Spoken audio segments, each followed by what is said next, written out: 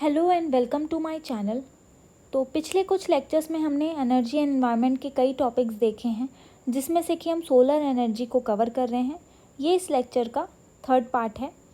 आज हम solar Pond's और सोलर एनर्जी के ऊपर बेसिक जो न्यूमेरिकल्स हैं और फॉर्मूलेज हैं वो देखेंगे।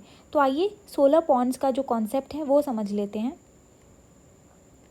सोलर पॉन्ड समझने से पहले हम नॉर्मल पॉन्ड की वर्किंग को देखेंगे कि उसमें क्या प्रोसेसेस होते हैं। नॉर्मल पॉन्ड अगर हम कंसिडर करें, कुछ ऐसा होता है, वाटर फिल होता है इसमें, और यहाँ पे सन की एनर्जी हमें पड़ती हुई दिखाई देती है। सन की जो रेज़ हैं वो यहाँ पर भी पड़ती हैं और नीचे भी पड़ती हैं। दोनों ही एरिया हमारे हीट अप होते हैं।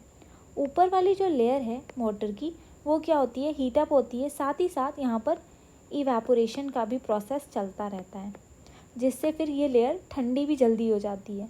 वहीं जो नीचे की लेयर है वो गर्म होती है, लेकिन इतनी जल्दी ठंडी नहीं हो पाती, गर्म रहती है। और अगर हमने बेसिक कॉन्सेप्ट पढ़ा हो तो हम ये जानते हैं कि जो वार्म एयर हो चाहे वाटर हो, उसकी डेंसिटी क्या हो जाती है, लो हो जाती है। वहीं अगर कोल्ड एयर या वाटर हो, उसकी डेंसिटी ज़्यादा हो जाती है। जब डेंसिटी हमारी कम होगी तो क्या होगा, वाटर या एयर हल्का हो जाएगा और वो ऊपर की तरफ आएगा। तो वही नीचे की लेयर में मौजूद पानी के साथ होता है। ये क्या हो जाता है, वार्म होकर हल्का हो जाता है, डेंसिटी कम हो जाती है और ये ऊपर की तरफ वाटर पार्टिकल्स आते हैं। अब हमने देखा था कि ऊपर के जो वाटर पार्टिकल्स होते हैं वो जल्दी ठंडे हो जाते हैं। ठीक है, तो अब नीचे से आने वाले पार्टिकल्स इन पार्टिकल्स को रिप्लेस कर देते हैं और ये ठंडे वाले पार्टिकल्स नीचे की तरफ आते हैं। एक तरीके से यहाँ पे साइकिल फॉर्म हो जाती है, एक कन्वेक्टिव प्रोसेस फॉर्म हो जाता है और इस तरीके से इस पॉन्ड की हीटिंग होती है। ये हो गई हमारी नॉर्मल पॉन्ड की वर्किंग। अब सोलर पॉन्ड भी कुछ कुछ इसी तरीके से होता है, बस उसमें हम कुछ आर्टिफिशियल चीज़ें ऐड कर देते हैं। यहाँ पर देखिए इस डायग्राम में ये एक सोलर पॉन्ड है, आर्टिफिशियली क्रिएट किया हुआ। सबसे पहले हम क्या करते हैं, एक गड्ढा बनाते हैं, ठीक है, होल डिग करते हैं। उसकी जो नीचे की सरफेस है उसको ब्लैक कर देते हैं। ब्लैक करने से क्या होगा, ज़्यादा से ज़्यादा हम सोलर एनर्जी को एब्जॉर्ब कर सकें। फिर हम क्या करते हैं, 3 लेयर बना देते हैं उसमें वाटर की। ठीक है, 3 लेयर कैसे क्रिएट होंगी, हम उस पानी में बहुत सारा सॉल्ट डाल देते हैं। अब हीटिंग जैसे जैसे होगी ये 3 लेयर अपने आप भी डेवलप होती रहेंगी। जो सबसे नीचे वाली लेयर रहेगी उसमें सॉल्ट का जो कंटेंट होगा वो बहुत ही हाई होगा। इस लेयर को हम लोअर कन्वेक्टिव जोन या सैचुरेटेड सॉल्ट वाटर जोन या फिर स्टोरेज जोन भी कहते हैं। यहाँ पे सबसे ज़्यादा सॉल्ट होता है, सबसे ज़्यादा यहाँ पर हीट भी ट्रैप होती है। उसके बाद अगर हम दूसरी लेयर पे आएँ तो ये नॉन कन्वेक्टिव जोन या फिर इंसुलेटिंग जोन भी हम इसे कहते हैं। यहाँ पे जो सॉल्ट का कंटेंट है वो यहाँ के मुकाबले थोड़ा सा कम होता है, लेकिन होता है। जो सबसे ऊपर वाली लेयर होती है उसको हम फ्रेश वाटर जोन भी कह सकते हैं। अपर कन्वेक्टिव जोन होता है जहाँ पर सॉल्ट ना के बराबर होता है, नेग्लिजिबल अमाउंट में होता है। अब ये 3 लेयर हमारी क्रिएट हो जाती हैं। बीच वाली जो लेयर है वो इन दोनों के बीच में एक तरीके से बैरियर का काम करती है, इंसुलेटिंग लेयर का। इसको हम सॉल्ट ग्रेडियंट लेयर भी कहते हैं। अब क्या होता है, सन की एनर्जी यहाँ पर भी पड़ेगी, ऊपर भी पड़ेगी, नीचे भी पड़ेगी। ऊपर वाले एरिया में सेम वही प्रोसेस होगा जो कि हमने नॉर्मल पॉन्ड में देखा था। यहाँ पर क्या होगा, पानी गर्म होगा, ऊपर की तरफ आएगा, इवेपोरेशन प्रोसेस होगा, फिर ठंडा होगा, लेकिन अब ये इससे नीचे नहीं जा पाएगा। यहाँ पर एक ग्रेडियंट जैसा बन जाएगा, इससे नीचे नहीं जा पाएगा। हमने देखा था ये लेयर जो होती है वो इंसुलेटिंग लेयर होती है। तो यहाँ पर ये पानी इसी तरीके से घूमता रहेगा। फिर भी ये लेयर जो है वो काफ़ी गर्म हो जाती है। इसका टेम्परेचर अराउंड 30 डिग्री सेल्सियस तक ऑब्टेन हो जाता है। जो सबसे नीचे वाली लेयर होती है यहाँ पर भी सेम प्रोसेस फॉलो होता है।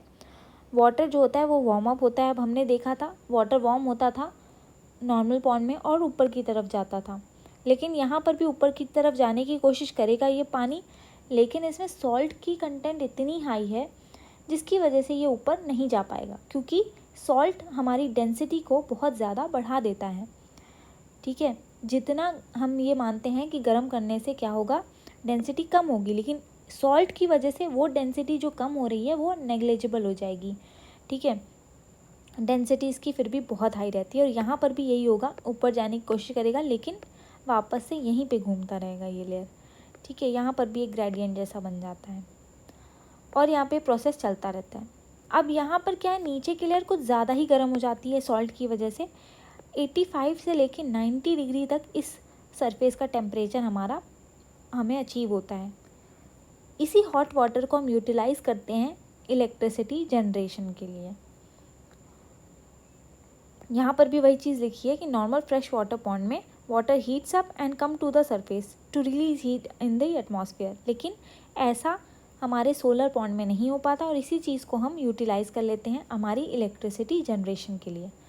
पहले से इसमें हम पाइप्स फिट रखते हैं, जिसमें क्या होता है, एक पाइप में से वो गर्म पानी जाता है हमारा इवापोरेटर या फिर बॉयलर में, जहाँ पर हम स्टीम प्रोड्यूस करते हैं, ठीक है, या फिर कोई वर्किंग फ्लूइड होता है उसको गर्म करते हैं, उससे स्टीम प्रोड्यूस करते हैं। आगे टरबाइन को हम रोटेट कराते हैं और हमारी इलेक्ट्रिसिटी प्रोड्यूस हो जाती है।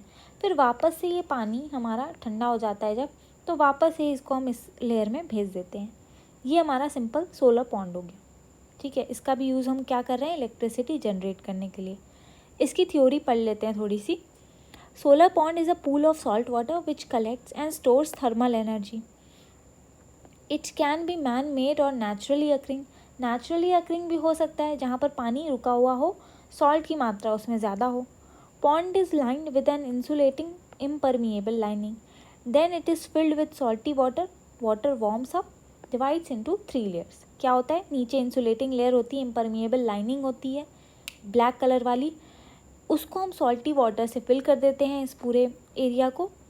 वाटर जैसे जैसे वार्म अप होगा 3 लेयर हमारी बनती हुई चली जाती हैं। ये 3 लेयर सॉल्ट के बेसिस पर हम डिफ़ाइन करते हैं। बॉटम लेयर जो होती है सबसे ज़्यादा उसमें सॉल्ट होता है, इसको स्टोरेज जोन भी कहते हैं और यहीं से हमारी इलेक्ट्रिसिटी प्रोड्यूस होती है। मिडिल वाली जो लेयर होती है वो इंसुलेशन जोन का काम करती है, ऊपर के पानी को और नीचे के लेयर के पानी को मिक्सअप होने से बचाती है, जिससे कि हमें हाईयर टेम्परेचर नीचे वाली लेयर पे अचीव होता है। अपर लेयर हमारी फ्रेश वाटर होती है, जहाँ पे नॉर्मल हमारा 30 डिग्री सेल्सियस तक हमें टेम्परेचर मिल जाता है। अब सोलर पावर जो हमने पढ़ा, इसी से रिलेटेड हम न्यूमेरिकल सॉल्व करेंगे और उससे पहले हम कुछ फॉर्मूलेज देखेंगे। सोलर पावर हम जो भी जनरेट कर रहे हैं उसकी एफिशिएंसी का फॉर्मूला होता है power output upon power input into 100। Power output क्या है, कितनी हमें पावर अचीव हो रही है, पावर इनपुट हमने जितनी पावर या सोलर एनर्जी लगाई है। अब सोलर इंसोलेशन का अगर हम फॉर्मूला देखें, सोलर इंसोलेशन यानी कितनी solar energy per unit area में मिल रही है जिसको हम यूज़ कर रहे हैं, क्या होता है इसका formula, power input upon area, ये होता है फॉर्मूला। पावर आउटपुट का फॉर्मूला क्या होता है, इसको हम वोल्टेज और करंट के फॉर्म में देख सकते हैं, V इंटू आई, वोल्टेज इंटू करंट। अब अगर हम इन दोनों फॉर्मूले को अपने ये प्राइमरी फॉर्मूले में रख दें तो हमें फाइनली एफिशिएंसी का फॉर्मूला कुछ ये मिल जाएगा, क्या हो जाएगा, V into I upon solar insolation into area into 100। अब हमारे जितने भी न्यूमेरिकल्स होंगे सोलर पावर पे वो इसी फॉर्मूले पे बेस्ड होंगे। प्रीवियस ईयर क्वेश्चन से हम समझते हैं इसको। पहला क्वेश्चन है, a single solar cell on illumination by insolation of about 800 watt per metre square. Insolation मिल रहा है यानी कि हमें पावर सोलर इंसोलेशन मिल रहा है, SI produces a voltage of 0.5 volt, voltage इतना मिल गया, and a current of up to 2 ampere. The efficiency of the solar cell is 12.5%। Area of the cell is, अब हमें ये वाला एरिया निकालना है। फॉर्म सारी वैल्यूज़ को हम एक तरफ लिख लेते हैं, सारी ही वैल्यूज़ मिल गई हैं हमें एरिया को छोड़ के। एरिया को हम इस तरफ लाएंगे तो एफिशिएंसी नीचे आ जाएगी और ये वाला फॉर्मूला हमें मिल जाएगा। अब इस फॉर्मूले में जितनी भी वैल्यूज़ हमें दी हुई हैं सबको हम पुट कर देंगे, फाइनली हमें अपना आंसर मिल जाएगा। सिंपल सा था फॉर्मूला बेस्ड क्वेश्चन। दूसरा क्वेश्चन है, what is the required solar panel area for photovoltaic cells with an efficiency of 20% and incident solar radiation of 400 watt per meter square to run an electric geyser of 2 kilowatt। अब हमें यहाँ देखना है, electric geyser हमें run कराना है solar power से, जो कि कितना है, 2 किलोवाट का है, यानी कि हमें पावर आउटपुट इतनी ही चाहिए होगी, ठीक है, तभी हम इस गीज़र को रन करा पाएंगे। तो पावर आउटपुट हमें पता है कि हमें 2 किलोवाट अचीव करनी है। इसको हम वॉट में चेंज कर लेंगे 1000 से मल्टीप्लाई करके। सोलर जो इंसोलेशन है वो हमें 400 वाट पर मीटर स्क्वायर मिल रही है। एफिशिएंसी दी है हमें 20%। फॉर्मूले में पुट कर देंगे, पी आउटपुट हमें मिला है तो इसको हम तोड़ेंगे नहीं, वी इंटू आई में सिंपल रख लेंगे। पावर इनपुट में हमें सोलर इंसोलेशन पता है और एरिया हमें निकालना है। सारी वैल्यूज़ पुट करने पे हमें 25 मीटर पर स्क्वायर मिल जाएगा आंसर हमारा। तीसरा क्वेश्चन हमारा सोलर पॉन्ड पे बेस्ड है। अ solar pond has electricity generating capacity of 600 megawatt electron. If the efficiency of solar energy to electric generation process was 2% and the solar energy supply rate was 300 watt per meter square, what is the area of solar pond? यहाँ पर भी हमें area निकालना है। दिया क्या क्या हुआ है, इलेक्ट्रिसिटी जनरेशन कैपेसिटी हमारी 600 मेगा वाट इलेक्ट्रॉन है, ठीक है।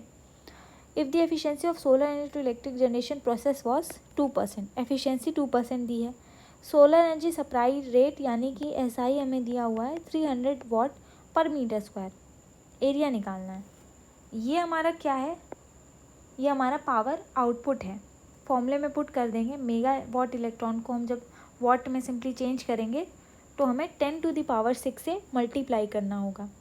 नीचे हम सोलर इंसोलेशन को लिख लेंगे, एरिया निकालना है हमें और इधर आ जाएगा हमारा एफिशिएंसी। एरिया को इधर ले जाएंगे तो एफिशिएंसी हमारी इधर आ जाएगी। फॉर्मूले में अगर हम पुट करेंगे तो 100 किलोमीटर स्क्वायर हमें आंसर मिल जाएगा।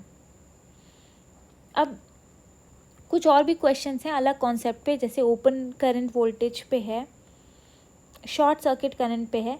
तो ये जो है ये मैं आपको किसी दूसरे लेक्चर में समझाऊंगी। आज का फ़िलहाल हमने जितने भी कॉन्सेप्ट पढ़े हैं सोलर एनर्जी के, उस पे सारे क्वेश्चंस हमारे इस फॉर्मूले से सॉल्व हो जाएंगे। एंड आई होप आपको लेक्चर समझ में आया होगा। थोड़ी सी भी हेल्प हुई है तो प्लीज़ इस वीडियो को लाइक कर दीजिए। चैनल को सब्सक्राइब नहीं किया है तो वो कर दीजिए, जिससे मुझे भी आगे आने वाले लेक्चर्स बनाने के लिए मोटिवेशन मिलता रहे। और थैंक यू।